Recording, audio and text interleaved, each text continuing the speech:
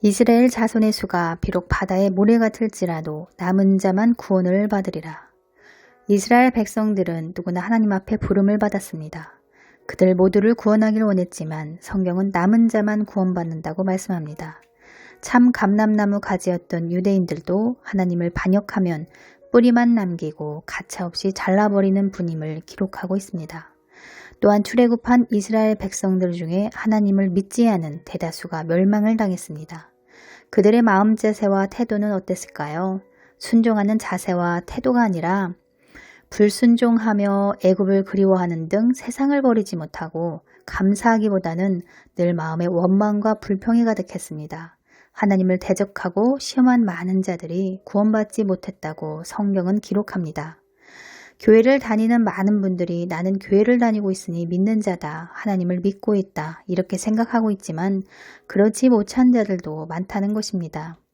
그 믿음은 내가 측정하는 게 아니라 하나님께서 보시기에 그래 너는 정말 나를 믿고 있구나, 나를 신뢰하고 있구나, 내 믿음이 비록 연약할지라도 나를 끝까지 의지하려고 하는구나, 내 옷자락을 꼭 붙잡고 있구나 이렇게 그분께 인정받아야 한다고 하십니다. 율법을 듣는 자가 의인이 아니라 율법을 행하는 자라야 의인이라고 하시듯 행함 있는 믿음이 있어야 합니다. 그 행함은 내 의로 하는 게 아니라 내 삶을 인도하시는 그분의 음성에 순종하는 행함을 말합니다. 감화감동을 주시면 그것대로 행하고 양심에 찔림이나 가책을 주시면 회개하고 버릴 것은 버리고 죄로부터 돌이키려고 전심으로 애쓰고 노력하는 그 행함을 말합니다. 감당할 시험을 주실 때 어렵고 힘들다고 마음이 괴롭다고 피해버리는 게 아니라 묵묵히 입에 재갈을 먹이고 기도하고 말씀을 읽으며 그분의 도우심을 구하면서 견디는 것을 말합니다. 나를 핍박하는 자를 위해 기도해주고 그 자리에서 낮아져 섬기는 그 행함을 말합니다.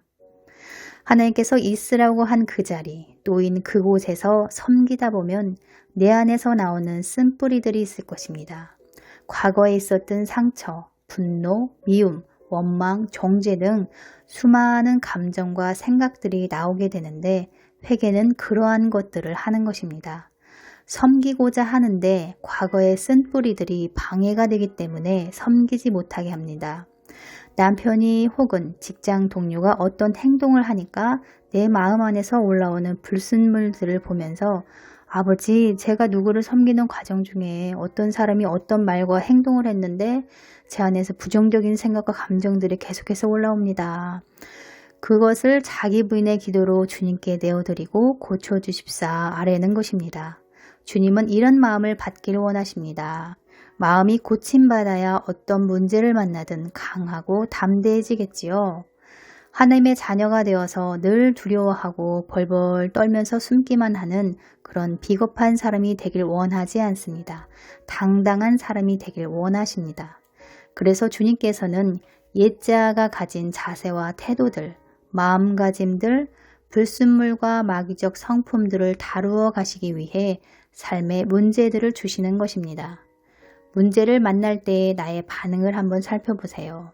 미워하고 정죄하는지, 두려워하여 숨는지, 아니면 분노하는지. 가나안 땅에 정탐을 보냈던 단 2명만이 긍정적 견해를 보이고 나머지 사람들은 부정적 견해를 보입니다.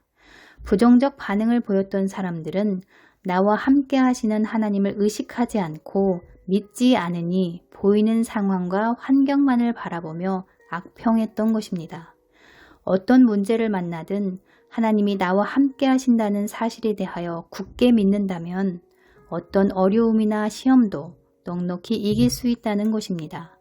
그분은 우리가 감당할 만큼의 시험만 주시며 감당하지 못할 시험당함은 허락하지 않으신다고 말씀하십니다. 여호수아와 갈렙은 어땠습니까? 여호와는 우리와 함께 하시느니라 그들을 두려워하지 말자. 그리고 회중을 안심시킵니다.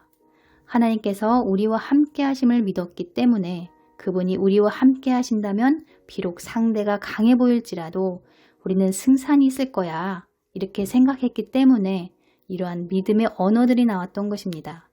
믿는 자의 마음 자세와 태도인 것이죠. 한번 해보자. 그들은 우리의 밥이야. 두려워하지 말자. 이렇게 담대하게 선포할 수 있는 것입니다. 하나님을 믿지 못할 때 염려가 마음을 장악하고 두려움이 엄습하기 때문에 문제를 돌파하지 못하고 피합니다. 믿음의 고백 대신 원망과 불평이 새어나옵니다. 믿는 자라면 문제 앞에 두려워 떠는 게 아니라 내게 능력 주신 자 안에서 나는 모든 것을 할 수 있습니다.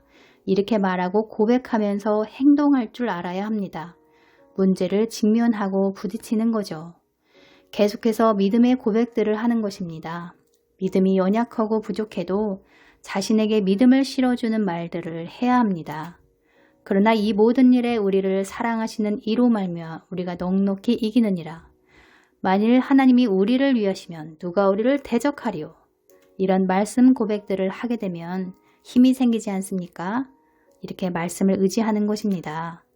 믿음의 시련들은 우리 속사람을 단련하기 위함이니 지속적으로 말씀을 고백하고 선포하면서 문제들을 돌파해 나가시길 축복합니다. 스스로에게 힘을 실어주는 말들을 해야 합니다. 자신의 심령을 다운시키는 말들, 나는 안 돼, 나는 할 수 없어, 나는 믿음이 없어, 이런 말들은 되도록 자제하는 것이 좋습니다. 나는 믿는 자야. 그러면 믿는 자답게 행동해야 합니다. 부정적 사고방식을 가진 분들이나 믿음이 연약한 분들은 추천해드리는 말씀 고백들을 수시로 고백해 보시길 축원합니다. 시간이 날 때마다 말씀과 고백들을 선포하는 것이죠. 하나님께서는 내 입에서 나온 말대로 행하십니다. 말씀이 나오면 말씀대로 행하고 세상적 생각이나 원망의 말들이 나오면 그대로 행하십니다. 내 입으로 심은 대로 그대로 거두게 되니까요. 의지적, 의식적으로 말씀 고백하시면서 좋은 열매 맺는 복된 성도님들 되시기를 주의 이름으로 축복합니다. 감사합니다.